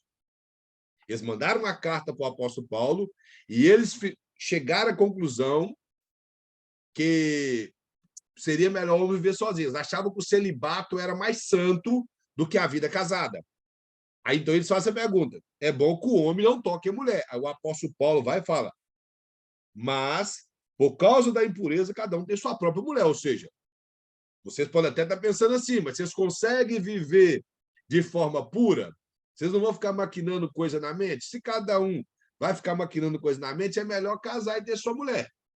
Aí o versículo 25 está falando em relação às virgens, que as mulheres virgens que permanecessem virgens, se pudesse, mas que era melhor, ele vai falar: considero por causa da angústia da situação de cega, ou seja, que elas serem solteiras devido às perseguições da greve seria bom, mas que elas poderiam também casar, não tinha problema.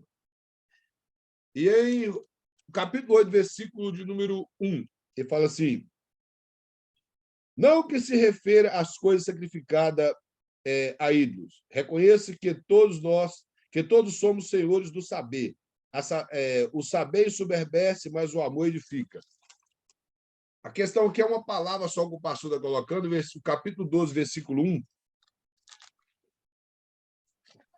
ele relacionando com outro assunto, ele fala a mesma coisa, a respeito dos dons espirituais, ou seja, o que o texto todo, os versículos, quer dizer é que o assunto principal é que ele estava escrevendo a respeito de algum questionamento que surgiu ou de alguma doutrina que ele precisava de aplicar. Então, a palavra seria a respeito disso ou de acordo com isso. Seria a palavra, a associação da palavra que seria feita com cada versículo desse. E você entendendo isso, que houve um questionamento ou houve uma necessidade, por isso ele utilizou essas palavras, a respeito disso ou de acordo com isso. Porque ou houve um questionamento ou houve uma necessidade para ele falar. Em relação ao capítulo 7, houve um questionamento. Em relação ao capítulo 8 e 12, houve uma necessidade de ser expressado um conteúdo de ensino para que o povo entendesse o que estava acontecendo. E ele mostra a continuidade. Ele fala, é o uso repetido das palavras semelhantes, como frases, orações, etc., e parábolas. Parábolas, hein? Aí coloca, no capítulo 7, irmãos, capítulo 2, versículo 7, Daniel, que é o sonho de Nabucodonosor em relação à estátua que ele sonhou. Daniel, no capítulo 2, versículo 7, ele fala o seguinte, e responderam a segunda vez e disse, isso aí estava falando dos magos. Então, se você ler todo o texto, você vai ver que os magos já tinham dito essa mesma coisa, que em relação, se ele contasse o sonho, eles poderiam dar a interpretação. Já havia dito antes. E a parábola aqui seria, como eu falei na aula anterior, a suposta parábola da 100 ovelhas, das 10 dracmas e do filho pródigo. Que, se os irmãos, como eu já disse, observar, é apenas uma parábola. A nossa Bíblia traz 3 subtítulos, separando como se fosse 3 parábolas, mas a Bíblia deixa muito claro, diz assim, e Jesus propôs-lhes uma parábola, e o assunto da parábola principal é mostrar o amor de Deus. Esse é o assunto principal da parábola. Todas essas parábolas, ela tem algo que volta simplesmente para o amor de Deus. A observação da forma literária. Ele coloca, logo que começa a ler a Bíblia, logo que começar a ler o livro, eu devo estar alerta para a forma literária do livro. Devo perguntar se estou lendo um discurso, como eu falei, uma prosa, que seria como o livro de Gênesis, uma poesia, como o livro de Salmo, Provérbios, Eclesiastes, que é um livro enquadrado nos livros poéticos também, e o livro de Cantares. Então, nós temos que observar essas coisas, como eu falei, entender qual é o gênero literário que você está estudando. Profecia é profecia, contos são contos, epístolas são epístolas, os evangelhos, não, como eu já disse, não são biografias, tem que ser interpretado da maneira que ele foi escrito como o evangelho. Ele mostra e a linguagem apocalíptica. Antes, irmão, de João escrever o livro de Apocalipse, já existiam muitas literaturas apocalípticas na época. Inclusive, o livro do profeta Daniel é considerado um livro apocalíptico, por ele ser um livro de revelação, que a palavra apocalipse quer dizer tirar da sombra. Isso é apocalipse. Apo, tirar, elipse quer dizer sombra. Então, tirar de entre as sombras, que na tradução melhor seria por revelado. Por isso que, às vezes, as pessoas falam que o livro de Apocalipse é um livro muito oculto, mas o nome Apocalipse quer dizer revelado, então eu fico tentando entender como que ele é um livro oculto, se o nome dele diz que ele é revelado. Ele tem algumas dificuldades para interpretar, sim, mas devido à nossa distância do Apocalipse e, às vezes, a preguiça, que não nos dá condição de pesquisar mais e interpretar e prestar atenção no livro. Mas a literatura apocalíptica existia muito já. Se os irmãos pegarem na internet, vocês podem escrever sobre Apocalipse de Pedro. O livro, irmãos, Apocalipse de Pedro, ele é um livro tenebroso, ele é um livro bem, bem pesado, da maneira que as pessoas sofrerão no fogo eterno, no inferno. E de forma, parece que ele, de forma muito gráfica, ele escreve aquilo ali, quem escreveu, não Pedro. Existe Apocalipse de Paulo, É tanto o livro Apocalipse que foi escrito, literaturas que foram escritas no período dos primeiros séculos, que algumas, mais ou menos, por exemplo, existe o Apocalipse de Enoque, que é um livro escrito 150 anos, aproximadamente, há 100 anos antes de Cristo. Eu tenho o livro de Enoque, estou lendo algumas coisas dele, porque, não sei se os irmãos observou, ultimamente tem muita gente pregando o livro de Enoque nas igrejas. Estão pregando, não prega mais Bíblia, pega o livro de Enoque. Estão citando os anjos que o livro de Enoque cita, Estão citando poderes que o livro de Enoque cita e fazendo doutrina. Tem um suposto anjo no livro de Enoque chamado Metraton, e eles estão citando esse anjo.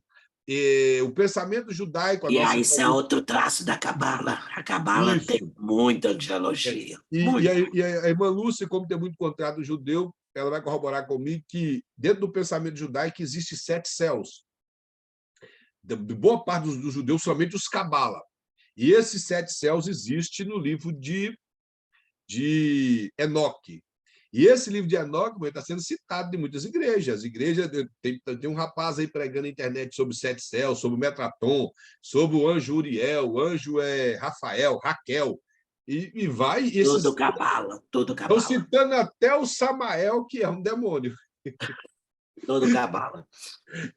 E vai indo assim. Então, é complicado. E como realmente é o pensamento cabalístico, o pensamento cabala judaico. Então, essa literatura apocalíptica já existia.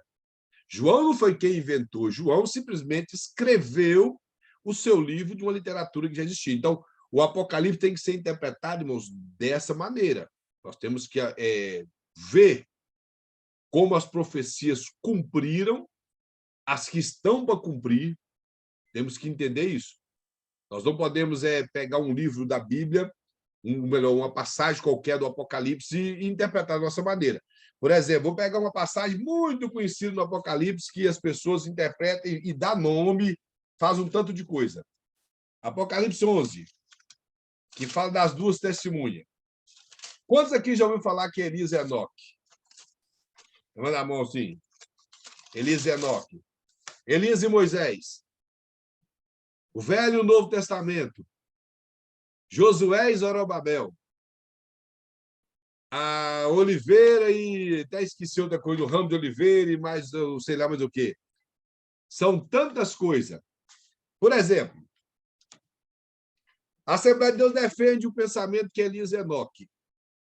Ok? Eu vi um pastor afirmando que Elias e Enoque tem que vir para morrer. Por que eles têm que vir para morrer? Isso é inveja do cara, só porque eles não morreram? Tem que vir para morrer.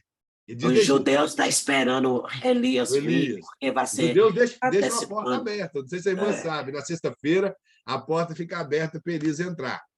Mas simplesmente porque eles interpretaram errado a profecia de Malaquias, que o Elias há de vir primeiro. O Elias era João Batista, e não o Elias que foi arrebatado vivo. E, inclusive, lá em Israel tem, os irmãos que já foram a Israel sabem, lá tem uma estátua do profeta Elias. O profeta Elias é muito estimado pelos judeus. Muito, muito. Aí alguns falam que é Elias e Enoque. Ok, eles não morreram. Aí eles pegam um versículo bíblico fora do contexto, que o apóstolo Paulo está ensinando que nós devemos ser... Na verdade, ele estava explicando que as pessoas que morreram deveriam se ressuscitar. E nós que estamos vivos vamos ser transformados. Aí ele explica porque carne e sangue não herda o reino de Deus. Ele quer dizer que o reino de Deus é algo espiritual. Irmãos, um Deus todo-poderoso que nós servimos. Por exemplo, se carne e sangue não é do reino do céu, nós não podemos dizer que Elias e Enoque têm corpo de glória, porque eles não morreram. Corpo de glória é para quem morreu, que vai ser transformado. Não chegou a época do arrebatamento. Que Deus é esse que não pode deixar 2 servos deles viver no céu, irmãos, com o corpo que ele criou? Ah, que não pode. Quem criou essa regra que não pode? Se o céu é de Deus, se é Deus que manda lá, quem criou essa regra que eles não podem estar lá? E outra coisa, digamos que não herda. Eles foram arrebatados e Deus transformou eles. Simples. Deus pode fazer isso. Deus não segue lei de E não tem física e como lei. Deus não ter transformado, porque o seu corpo, aonde que ele vai estar? Um corpo normal O também. corpo transformado é o corpo seu transformado. Não é que o corpo perdeu. Por exemplo, transformou o corpo deles. O que eu estou dizendo? Deus pode fazer o que ele quer. Deus é Deus. Agora, eles têm que descer para morrer, não está escrito isso na Bíblia. Eu não sei onde Elias está, não sei onde Enoque está. Uma coisa eu sei. Se eles vão voltar, ninguém pode dizer. Se eles nunca irão voltar, tão pouco. Deus teve um propósito dele porque levou os 2 vivos. Agora, se são eles, amém. Só que é um negócio. Quando você chega no texto, até um certo ponto, o texto sustenta que essas duas testemunhas são duas pessoas literais. Só que o versículo... Deixa eu ver aqui. O versículo 11 fala que elas morrerão e ficarão... Aí, de acordo com o pensamento escatológico, os 3 anos e meio da grande tribulação e 3 anos e meio de tribulação. Essas duas testemunhas ficarão mortas sobre a praça por 3 dias e meio, que, segundo eles, são 3 anos e meio. Que corpo que fica sem decompor 3 anos e meio, irmãos? Existe algum corpo que fica? Então, nós temos que tomar muito cuidado com as profecias bíblicas. Temos que pesquisar se essas duas testemunhas são literal. Eu, particularmente, acredito que são literal. Mas não acredito que Elias e Enoque, eu acredito que são 2 judeus. E dentro também do pensamento pré-tribulacionista, que na grande tribulação vai se pregar o evangelho em Jerusalém pelas duas testemunhas e no mundo inteiro pelos 144 mil, que também se torna uma coisa um pouco fora do nexo, porque o evangelho foi confiado à igreja. Essa igreja vai ser arrebatada antes. Por que 144 mil judeus vai pregar o evangelho no mundo? E 144 mil judeus, vão pregar o evangelho no mundo é pouco demais para poder pregar o evangelho no mundo. Então, tudo fica um pouco insustentável. Então, temos que ter paciência para interpretar a Bíblia da maneira correta. Não podemos pegar o Apocalipse e simplesmente interpretar de forma preterista, como os adventistas e algumas igrejas tradicionais fazem, que utiliza a forma preterística só no passado, que o Apocalipse já se cumpriu. E nós sabemos que tem coisa do Apocalipse que não se cumpriu. Tem, por exemplo, o capítulo 2 e 3 de Apocalipse é histórico, está relacionado a uma história num percurso que ocorreu com 7 igrejas. Do capítulo 4 para frente é profecia. No capítulo 20, nós vemos a consumação de todas as coisas e os 2 últimos capítulos mostrando a eternidade com Deus. Então, nós temos que ter paciência para interpretar corretamente a Bíblia. Profecias, entender que esse estilo literário de Apocalipse tem que ser respeitado para ser interpretado. Outra coisa que já surgiu tanto negócio a respeito das interpretações que cada ano eles mudam. É a marca da besta. Marca da besta já foi injeção, já foi código de barra, já foi chip, já foi não sei mais o quê. Até quando saiu aquele estilo de van no Brasil, que era besta, os crentes não queriam nem comprar porque diz que era besta. A besta já foi até um prédio que tem lá em Bruxelas, que, segundo esse prédio, ele tem 6 andares, ele é localizado na rua 6, com o número 666, e o nome do prédio é besta. Os irmãos nunca viram isso, não? Isso, na época, aí, uma febre que, quando estava aquele movimento, de falar tanto do movimento da nova era, que as pessoas simplesmente não queriam saber falar é com a nova era e falar dos símbolos da nova era, mais nada. Tinha pessoa que não sabia falar nem o nome da mulher que fundou a nova era, e aquele monte de asneira. E um tempo atrás, aí, a vacina do Covid virou a marca da besta também. Eu não sei se os irmãos lembram disso. Não, eu recebi várias chamadas falando assim, não toma. Eu falei, pois eu vou tomar. Paulo disse que se eu tomasse alguma coisa mortífera não me faria dano, então, meu filho, vou tomar, vou dar glória a Deus, eu vou tomar. Você ver, vai virar um cavalo, vai entortar todo, mas era tanta coisa horrorosa. Meu Deus. Teve uma época aí que um rapaz ficava na internet aí falando com o Emmanuel Macron, que eu nem sei se ele é presidente da França ainda, era o anticristo. E que esse Papa aí, Francisco, era a besta, o falso profeta. Ele pode ser uma besta, mas falso profeta, ele é um falso profeta, mas o falso profeta ainda não. Então, são coisas, irmãos, que só misericórdia. E o Papa Karol Wojtyła, o João Paulo II, ele ficou sendo a besta pelo pensamento da Assembleia de Deus por muitos anos. Aí morreu. Deixou de ser a besta. E os irmãos, pasmem. Eu lembrei que eu falei que ele morreu, mas vou falar uma coisa aqui. Tem um pregador aí que falou que o corpo do João Paulo II está no Vaticano, que todos os papas são enterrados no Vaticano. Os irmãos sabem disso, né? Yes. Lá tem até um túmulo lá que diz que é de Pedro, primeiro papa, e todos os papas são enterrados lá. Então, eles estão falando que o corpo do Karol Wojtyla está no formol, esse pregador falou isso, aguardando porque ele vai ressuscitar, porque ele é a besta. Tentando interpretar que a besta teve um golpe mortal, uma ferida, e depois de 3 dias ele ressurgiu. E também Daniel fala que o animal que tinha 10 chifres, 3 caíram. Então, é para os irmãos entender o que esses homens fazem com a Bíblia. Falaram que o Karol... Os irmãos vão procurar na internet. Pregador fala que Papa João Paulo II vai citar. Eu não vou citar o nome dele aqui, que os irmãos vão achar lá. Ele fala desse jeito. E a igreja vai ao delírio, irmão. Aquilo é delírio, que aquilo não é poder de Deus. Ao delírio, porque o pessoal glorifica e pula, e aquele negócio todo. Vou ser sincero, irmão, eu não vou ter dó do pregador, não. Aquilo é besteira. Besteirol. Nós somos pentecostais, acreditamos nas profecias, mas temos que ser sábios.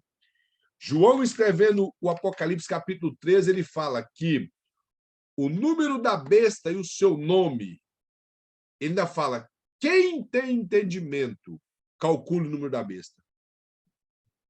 Jesus, quando ele cita o profeta Daniel, ele fala assim, quem lê, entenda. Quem lê, entenda. Se não entendeu, não inventa história, irmão. Não fala o que não sabe. Aí ele falou isso, que o E tem Papa... muita coisa que a gente não vai entender, não vai fazer parte, não vai fazer diferença nenhuma na nossa vida espiritual. O mais importante é buscar uma vida transformada a cada dia. Isso é... E o livro do Apocalipse, irmão, não há necessidade de... A pessoa tem que entender o que o escritor quis falar com aquela passagem. Aí começa a agarrar em detalhes. Essa marca da besta, ela é o que mais faz os crentes ficar preocupados. Estou falando. O Não, o livro de CP, ó, Apocalipse, o evangelista, a maioria das vezes é pregado para fazer medo nas pessoas. também, o livro do Apocalipse é um livro Entendeu? que as pessoas usam como para fazer terrorismo espiritual. Terrorismo espiritual. E o livro do Apocalipse, para mim, ele é o livro da esperança. Ele declara para mim uma esperança para a igreja. E isso é o livro do Apocalipse para mim. Agora, o interessante é que o pessoal, como nós falou, o livro do Apocalipse ele se tornou um livro tenebroso. Um livro tenebroso pelas má interpretações e o povo tem medo de ler o livro do Apocalipse, porque o Apocalipse é um livro que traz história e eles não conseguem interpretar da maneira correta.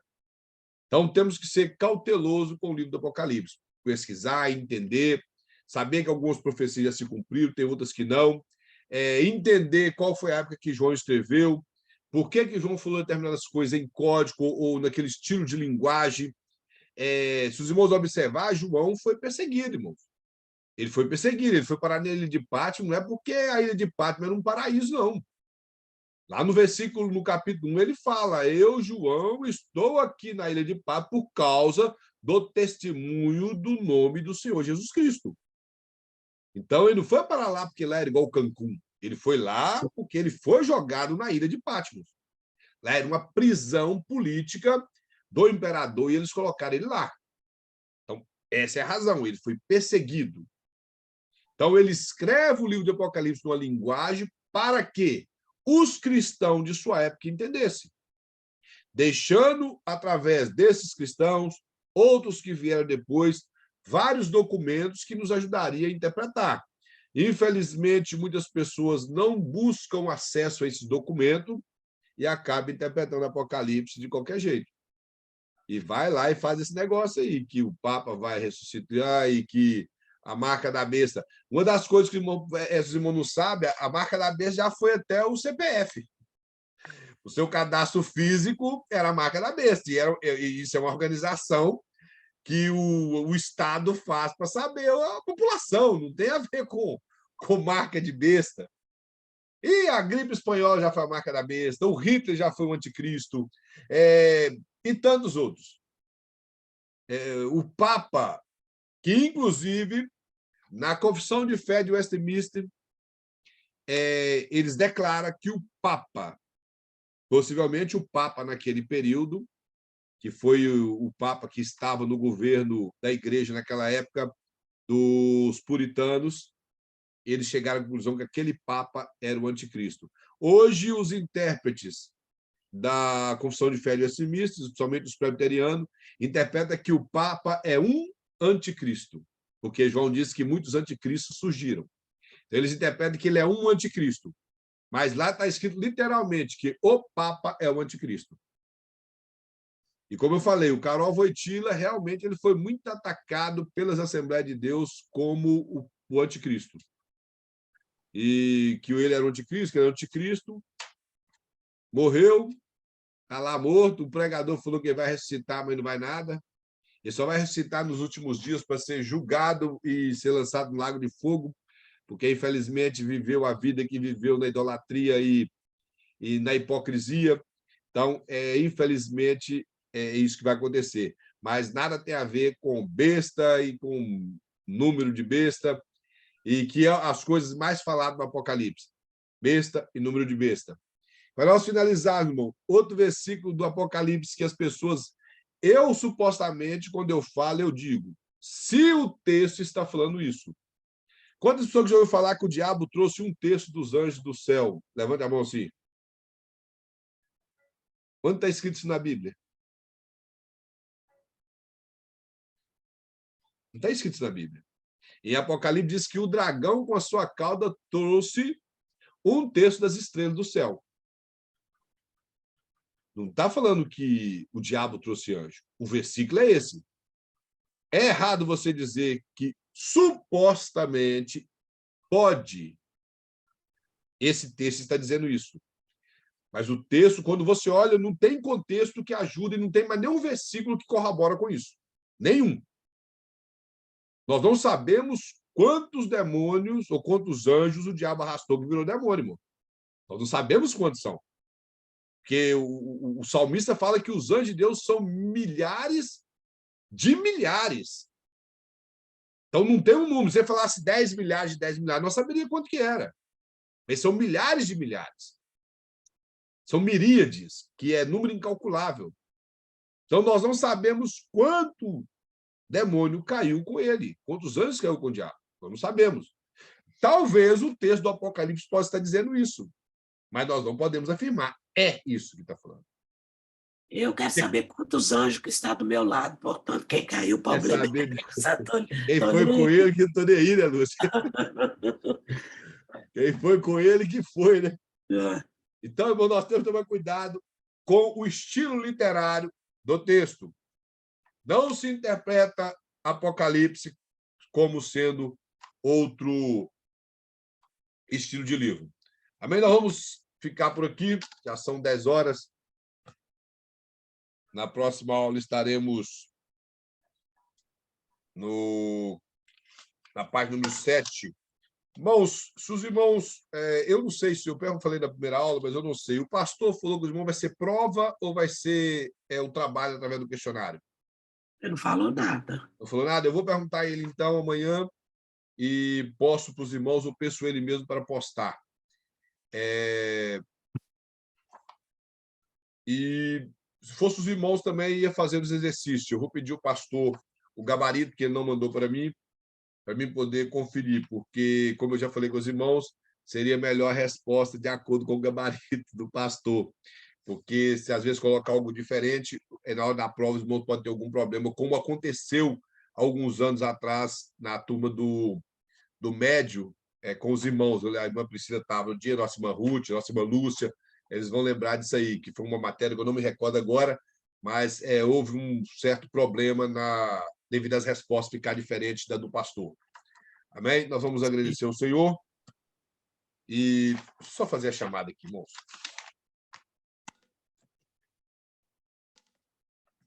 Irmã Ruth. Irmã Priscila. Estou aqui presente. Irmã Maria Bandeirinha. Bandeirinha. Irmã José Carlos. Carlos tá aí. Ela. Irmã Lúcia. Aqui estou. Irmão Elvis. Irmão Wellington. Presente. Irmã Sandy. Presente. Irmã Cristiane. Irmão Wellington. Não, eu falei. Ana Washington. Presente, pastor. Mangiane, que eu não consegui aprender o sobrenome dela até hoje. Estou aqui, pastor. Ó, A Fabiana, presente. com Gláucia. A Maria Melo. O Fabiano. Ana dos Santos. Já acabaram já, Kleber, esses aí. Já acabaram? É porque tá tudo no grupo ainda. Eu peguei o nome do grupo. Já saiu? Já, o pastor Fabiano, Gláucia e uma irmã... Onde que você falou aí agora? Fabiano? Não, o pastor Fabiano, né? Isso, A que é o esposo da Gláucia. O Gleick também. Não tenho certeza. O Gleick, quando eu entrei no Beré, o Gleick estava estudando lá e está fazendo o quê? O mestrado? Nunca mais termina. Bernardina, irmã Bernardina. Ok. Como que é o nome do irmão que está escrito Nick, não sei, Mike Nick? Como que é o nome do irmão? É o Washington. O Irmão irmão que é o Washington. Washington. Ok. Isso. Então, ok. Então, são isso. Eu falei o nome de todos. Ficou algum nome para trás, irmão? Não, né? Então, é isso mesmo. Então, nós vamos agradecer ao senhor, irmãos. Gostaria de pedir ao nosso irmão Zé Carlos para agradecer a Deus. Eu não pedi o pastor para me mandar a lista, que ele ficou de mandar e eu creio na correria. Ele está com a cabeça tão cheia que ele trouxe essa apostila para mim no dia que ele veio aqui na igreja que eu congrego, e ele mandou outra apostila para mim pelo correio. Então, acho que ele está com a cabeça meio cheia mesmo. Ele me deu a apostila e depois enviou outra. Eu gostaria de pedir ao nosso irmão Zé de Souza para estar agradecendo a Deus.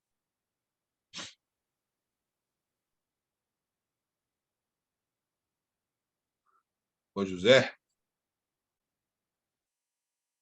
O José está dormindo. Nossa irmã Lúcia, agradece ao senhor por nós, irmãos. Não estou aguentando nem falar, estou Não, mal pode hoje. deixar eu orar eu mesmo também. Vai, eu não Senhor estou bom Deus. para orar, não. Eu estou com uma Amém. gripe terrível. Não tem problema. Senhor Deus tremendo, nós te louvamos, ó Pai, te agradecemos por mais uma aula, pela presença do teu servo, pela vida de cada um, ó Pai, eu te louvo, que esteve presente conosco nessa noite. Que o Senhor continue abençoando, dando vitória, ó Pai, nos capacitando, nos sustentando. Que o teu Espírito Santo, ó Pai, nos ajude nessa caminhada a continuar, ó Pai, cada dia estudando e principalmente concluir, ó Pai, essas matérias, concluir esse curso, e que os teus servos, ó Pai, os teus servos possam sair daqui que tenham aprendido, ó Pai, a tua palavra, que possam aplicá-la da maneira tremenda, que produza vida, que sustenta a tua igreja. Seja com cada um, ó Pai, em nome de Jesus. Amém. Amém. Irmãos, que Deus abençoe a todos, todos tenham uma excelente semana. Até na próxima semana. Amém. Deus abençoe a todos. Boa noite. Amém, boa noite.